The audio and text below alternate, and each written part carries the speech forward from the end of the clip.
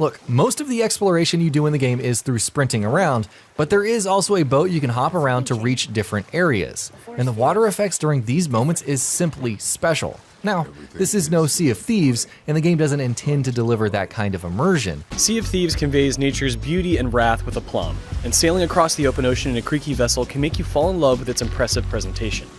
The PS4 Pro, on the other hand, seems like a different story. On a 4K TV, the game runs at a dynamic checkerboard 2160p resolution. Performance, for the most part, seems fine, but at times there were drastic frame rate drops, which made the game completely unplayable for 1 to 2 seconds before the engine corrected it back. Not to mention, the game also looks damn good whatever you're playing on. The art design is really awesome, but graphically it helps amp it up with all these amazing looking sunsets and cool water. On performance mode, it seems like the game is targeting higher frame rates up to 60 frames per second. The game doesn't really run at a consistent 60 FPS. In fact, performance was so bad in some cases that we had to switch back to resolution mode for smoother gameplay. It's not a true open world like, say, Assassin's Creed, for example. There's a hub called the Lake of the Nine, which serves as a starting point for most adventures. I love the act of going on land and using a compass to figure out where the hell you are. Until about halfway through the game, you can get a freaking compass. And start digging around with your shovel until you find what you're looking for, because you can actually get lost and you have to actually use your brain, and the game doesn't totally hold your hand.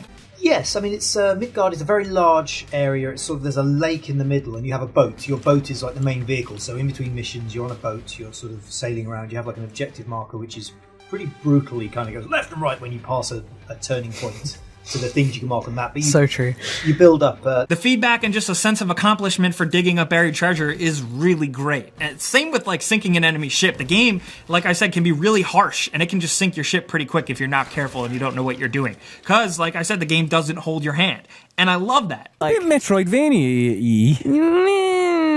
Maybe. Okay.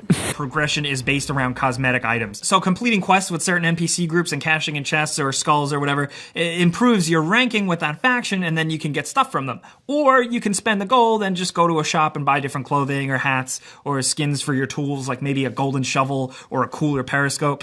What's great is that you can change your loadout per enemy. Like, you can keep switching out your attacks and your armor depending on the situation you've got. So if you've got like a really high powered enemy that's weak to fire, say, like, you can do that instead and switch everything out. You're not locked down. You can keep changing and evolving. Well, I was going to say that this does sound quite confusing, and I think we both agreed that that was maybe one of the tiny drawbacks that this game has. Like, that initial upgrade system is pretty overwhelming, right? Yeah. Sea of Thieves' opening hours are a magical recipe of wonder and mystery. It never explains much, but figuring out the subtle, multi-layered functionality of everything from a compass to your sails is fun and surprising. Jaw-dropping lighting works in harmony with the deep, rich waves of the open sea as clouds puff in and out of existence. Kudos to Rare for capturing that adventurous and uncertain feeling of being out to sea with all the beauty of the radiant sunrises and sunsets.